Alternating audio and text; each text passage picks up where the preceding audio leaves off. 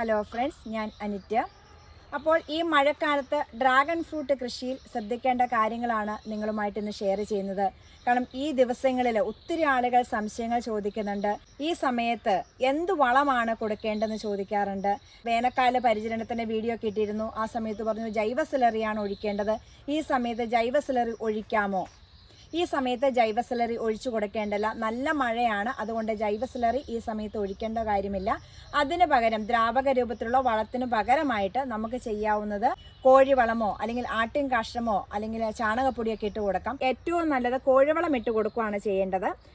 കാരണം ഇപ്പം നമുക്കറിയാം ബഡ്ഡുകളുണ്ട്. ബഡ്ഡുകൾ ഫ്ലവറായി വരുന്ന സമയം, അതുപോലെ തന്നെ ഫ്ലവർ കായായി വരുന്ന സമയമൊക്കെയാണ്. അതിനപ്പോൾ വലിപ്പം കൂടുതൽ കിട്ടണം. അപ്പോൾ അങ്ങനെ വലിപ്പം കൂടുതൽ കിട്ടാൻ വേണ്ടി നമ്മൾ ഈ സമയത്ത് ചെയ്യുന്നത് കോഴിവളമാണ്. അപ്പോൾ കോഴിവളം ഇല്ലെങ്കിൽ ചാണകപ്പൊടിയോ ആട്ടിൻകാഷ്ടമോ അങ്ങനെ എന്തെങ്കിലുമൊക്കെ ഇട്ട് കൊടുക്കുക. അതായത് ദ്രാവക രൂപത്തിലുള്ള വളമല്ല, അല്ലാത്തുള്ള വളങ്ങളാണ് ഇതിനകത്തേക്ക് ഇതിൻ്റെ മുകളിൽ ഇട്ട് കൊടുത്താൽ മതി. കഴിഞ്ഞ ദിവസം ഒരാൾ ചോദിച്ചിരുന്നു എങ്ങനെയാണ് വളം ഇട്ട് കൊടുക്കേണ്ടത്. അങ്ങനെ ബാക്കിയല്ലാത്ത നമ്മൾ ഇട്ട് കൊടുക്കുമ്പോൾ അതിൻ്റെ ചോടൊക്കെ ഒന്ന് ചെത്തി തെളിച്ചിട്ട് നന്നായിട്ട് ഇളക്കിയിട്ടാണ് നമ്മൾ വളങ്ങളൊക്കെ ഇട്ട് കൊടുക്കുന്നത്. അങ്ങനെയല്ല ഡ്രാഗൺ ഫ്രൂട്ടിന് ചെയ്യേണ്ടത്. കാരണം ഇതിൻ്റെ റൂട്ട് സർഫസിൽ സ്പ്രെഡ് ചെയ്തിരിക്കുവാണ്. അതുകൊണ്ട് ഇതിൻ്റെ മുകളിൽ വെറുതെ ഇട്ട് കൊടുത്താൽ മതി. ഇളക്കമൊന്നും ചെയ്യേണ്ട കാര്യമില്ല. തൂമ്പയും കൊണ്ടൊക്കെ കിളച്ച് കഴിഞ്ഞാൽ അതിൻ്റെ റൂട്ടുകളൊക്കെ പൊട്ടിപ്പോവും. അതുകൊണ്ട് അതൊന്നും ചെയ്യണ്ട. ഡ്രാഗണിൻ്റെ സ്റ്റെമ്മിൽ തൊടാത്ത രീതിയിൽ വളം അങ്ങ് ഇട്ട് കൊടുത്തേക്ക്, അത്ര മാത്രം ചെയ്താൽ മതി. അത് നമുക്കൊരു 20 ദിവസം 30 ദിവസം ഇടവേളയിൽ നമുക്ക് ഈ കോഴിവളം ഇപ്പോൾ ഇട്ട് കൊടുക്കാം. ഇനി മഴയൊക്കെ കഴിഞ്ഞതിന് ശേഷം മറ്റുള്ള വളങ്ങൾ കൊടുത്താൽ മതി. ഞാൻ ഏറ്റവും കൂടുതൽ ചെയ്യുന്നത് ഈ മഴക്കാലത്ത് കോഴിവളം തന്നെയാണ് ഇതിനകത്ത് ഇട്ട് കൊടുക്കുന്നത്. അതുപോലെ തന്നെ മഴക്കാലമാണ്, ചില സ്ഥലങ്ങളിലൊക്കെ വെള്ളം കയറുന്ന ഏരിയകളുണ്ട്. അപ്പം അവിടെയുള്ളവർ ഒരിക്കലും വെള്ളം കെട്ടി നിൽക്കാൻ അനുവദിക്കരുത്. അങ്ങനെയുള്ളെങ്കിൽ ഒരു തോടൊക്കെ കീറി വിടുക. അതുപോലെ തന്നെ കൂമ്പൽ എടുത്തേക്കുക. കൂമ്പൽ എടുക്കുകയാണെങ്കിൽ ഇതിൻ്റെ ചുവട്ടിൽ വെള്ളം കെട്ടി നിൽക്കില്ല. ആ ഒരു രീതിയും ചെയ്യുക. അതുപോലെ തന്നെ ഡ്രമ്മിലൊക്കെ ചെയ്തിരിക്കുന്നവരാണെങ്കിലും നന്നായിട്ട് ഹോളുകൾ ഉണ്ടെന്ന് ഉറപ്പ് വരുത്തുക. വെള്ളം വാർന്നു പോകുന്നുണ്ട് ഉറപ്പ് വരുത്തുക. ഒരു കാരണവശാലും വെള്ളം കെട്ടി നിൽക്കരുത്. ഡ്രാഗൺ പൂക്കൾ വിരിയുന്ന സമയമാണ്. അതാണ് ഏറ്റവും കൂടുതൽ സംശയമായിട്ട് ചോദിക്കുന്നത്. ഇപ്പോൾ ഡ്രാഗൻ്റെ ഇതുപോലെ ബഡ്ഡുകൾ നോക്കിക്കേ, ഇതുപോലെ ബഡ്ഡുകൾ ചെറുതായിട്ട് വരുമ്പോൾ തന്നെ ചോദിക്കും മഴ വരുന്നുണ്ട്, അതുകൊണ്ട് ഇത് ചീഞ്ഞു പോകുമോ, ഇപ്പം തന്നെ അത് കവറിട്ട് മൂടണോ എന്നൊക്കെ ചോദിക്കാറുണ്ട്. ഇതുപോലുള്ള ബഡ്ഡുകളൊന്നും ആരും കവറിട്ട് മൂടേണ്ട കാര്യമില്ല. എന്നാണോ വിരിയുന്നത്, ഇപ്പോൾ ഇന്ന് വൈകുന്നേരം വിരിയുന്ന ഒരു ഫ്ലവർ ആണെങ്കിൽ അതിന് മാത്രം കവറിടുക. മഴയുണ്ടെങ്കിൽ മാത്രം കവറിട്ട് കൊടുത്താൽ മതി. മഴയുണ്ടെങ്കിൽ മഴവെള്ളം ചാടി അതിൻ്റെ പൂമ്പൊടി ഒഴുകി പോവാതിരിക്കാൻ വേണ്ടി മാത്രമാണ് കവറിടുന്നത്. അത് പിറ്റേ ദിവസം രാവിലെ ആകുമ്പോൾ നമ്മൾ ഹാൻഡ് പോളിനേഷൻ നടത്തുവാണെങ്കിൽ നടത്തിയതിന് ശേഷം ആ കവർ നമുക്ക് മാറ്റാവുന്നതാണ്. അതുപോലെ തന്നെ ഇതുപോലെ പച്ച കളറായ ഫ്രൂട്ട് ഉണ്ടായി, ഈ ഫ്രൂട്ട് ചീഞ്ഞു പോകുമോ എന്ന് ചോദിക്കാറുണ്ട്.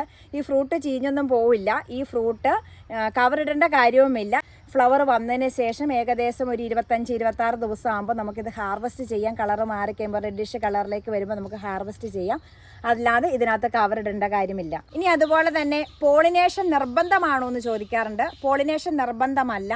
മഴയുള്ള ദിവസങ്ങളിൽ മാത്രമാണ് ഞാൻ പോളിനേഷൻ നടത്തുന്നുള്ളൂ. കാരണം ഞാൻ കവറിട്ട് മൂടാറുണ്ട്. പൂമ്പൊടി നഷ്ടപ്പെട്ടു പോവാതിരിക്കാൻ വേണ്ടി കവറിട്ട് മൂടാറുണ്ട്.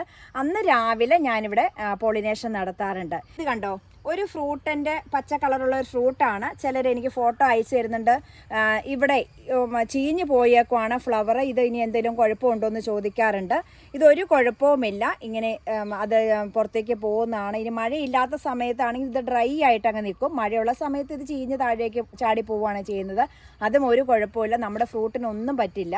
അതുപോലെ തന്നെ നമ്മുടെ ഡ്രാഗൺ ഫ്രൂട്ട് ചെടിക്ക് ഈ സമയത്ത് എന്തെങ്കിലും മരുന്നുകൾ അടിച്ചു കൊടുക്കണമെന്ന് ചോദിക്കാറുണ്ട്. ഈ സമയത്ത് മഴയാണ്, ഫംഗസ് വരാൻ സാധ്യതയുള്ള സമയമാണ്. അതുകൊണ്ട് മഴയില്ലാത്ത ദിവസം നോക്കി ഇതിനകത്തേക്ക് ഏതെങ്കിലും ഫംഗിസൈഡ് അടിച്ചു കൊടുക്കാം. നമുക്ക് ഏതെങ്കിലും കുമിൾനാശിനികൾ അടിച്ചു കൊടുക്കാം. ബോർഡോ മിശ്രിതം ഉണ്ടെങ്കിൽ അങ്ങനെ ഉണ്ടാക്കാൻ പറ്റുന്നവരുണ്ടെങ്കിൽ അത് അടിച്ചു കൊടുക്കുക. ഇനി അതില്ല, അത് ചെയ്യാൻ ബുദ്ധിമുട്ടാണെങ്കിൽ നമുക്ക് വളം മേടിക്കുന്ന കടകളിൽ സാഫ് മേടിക്കാൻ കിട്ടും. ആ സാഫ് ഒരു 2.5 ഗ്രാം 1 ലിറ്റർ വെള്ളത്തിൽ കലർത്തിയിട്ട് ഈ ചെടി മൊത്തത്തിലൊന്ന് സ്പ്രേ ചെയ്ത് കൊടുക്കുക. അപ്പോൾ നമുക്ക് നമ്മുടെ ചെടിയിലെ ഫംഗസ് ഒന്നും ബാധിക്കില്ല. അതുപോലെ തന്നെ ഡ്രാഗൺ തണ്ടുകൾ നടാൻ പറ്റിയ സമയമാണോ എന്ന് ചോദിക്കാറുണ്ട്. ഈ സമയത്ത് നമുക്ക് ഡ്രാഗൺ പ്ലാന്റുകൾ നടാൻ പറ്റിയ സമയം തന്നെയാണ്. ഇപ്പോൾ നമുക്ക് മൂത്ത തണ്ടുകൾ, അതായത് കഴിഞ്ഞ വർഷം ഫ്രൂട്ട് ഉണ്ടായ തണ്ടുകൾ ഉണ്ടെങ്കിൽ നമുക്കത് മുറിച്ചിട്ട് നമുക്ക് നട്ടുപിടിപ്പിക്കാം. അതുപോലെ തന്നെ നമുക്ക് റൂട്ടഡ് പ്ലാന്റ് ഉണ്ടെങ്കിൽ അതും നമുക്കിപ്പോൾ നട്ടുപിടിപ്പിക്കാൻ പറ്റിയ സമയമാണ്. ഇനി ചോദിക്കുന്ന മറ്റൊരു സംശയമാണ്, ഡ്രാഗൺ തണ്ടുകൾ ഒത്തിരി വളർന്നിട്ടുണ്ട്, ഇത് നമ്മൾ ഇവിടെ വെച്ച് കട്ട് ചെയ്ത് കളയണോ, എവിടെയെങ്കിലും വെച്ച് കട്ട് ചെയ്ത് കളയണോ എന്ന് ചോദിക്കാറുണ്ട്. ഇത് നോക്കിക്കേ, ഇതിൻ്റെ ഒരു നീളം കണ്ടോ, ഇത്രയും നീളമുണ്ട്, ഇത്രയും നീളത്തിൽ വന്നിരിക്കുവാണ്. പക്ഷേ ഇതിനകത്തെല്ലാം കായകൾ ഉണ്ടാവാനുള്ളതാണ്. അതുകൊണ്ട് ആരും ഇങ്ങനെയുള്ള തണ്ടുകൾ, ഈ നീണ്ടു പോകുന്ന തണ്ടുകളൊന്നും കട്ട് ചെയ്യണ്ട. നമുക്കൊരു ഒക്ടോബർ നവംബർ വരെ നമുക്ക് ഇതിനകത്ത് ഫ്രൂട്ട് കിട്ടും. അതിനുശേഷം മാത്രം എല്ലാവരും തണ്ടുകൾ കട്ട് ചെയ്താൽ മതി. ഇപ്പോൾ തണ്ടുകൾ കട്ട് ചെയ്യേണ്ടത് എന്ന് പറഞ്ഞാൽ കഴിഞ്ഞ വർഷം ഫ്രൂട്ട് ഉണ്ടായ നല്ല മൂത്ത തണ്ടുകൾ, ഇതിൻ്റെ അടിയിൽ സൂര്യപ്രകാശമൊന്നും ഏക്കില്ലാത്ത രീതിയിൽ കിടക്കുന്നുണ്ടെങ്കിൽ മാത്രം തണ്ടുകൾ കട്ട് ചെയ്താൽ മതി.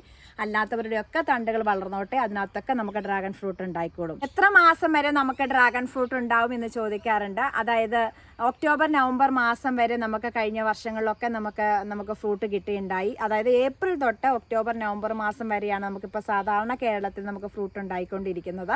ഈ മാസങ്ങളിൽ കുറച്ച് ഫ്രൂട്ടൊക്കെ ഉണ്ടായവർ ചോദിക്കാറുണ്ട്, ഇത് തീർന്നോ ചേച്ചി, ഇനി ഞങ്ങളത് കട്ട് ചെയ്ത് നട്ടോട്ടെ എന്നൊക്കെ ചോദിക്കാറുണ്ട്. ആരും കട്ട് ചെയ്യേണ്ട.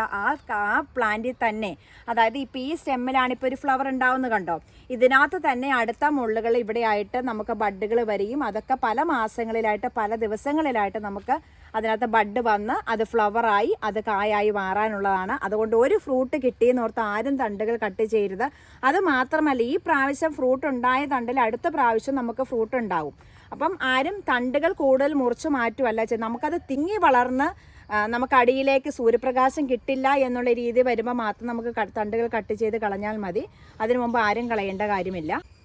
അപ്പം ഡ്രാഗൺ ഫ്രൂട്ടിനെ കുറിച്ചുള്ള ഇത്രയും കാര്യങ്ങൾ നിങ്ങളുമായിട്ട് ഞാൻ ഷെയർ ചെയ്തത് ഈ ഒരു ആഴ്ച കാലത്ത് എന്നോട് സംശയങ്ങളായിട്ട് ചോദിച്ച കാര്യങ്ങളാണ്.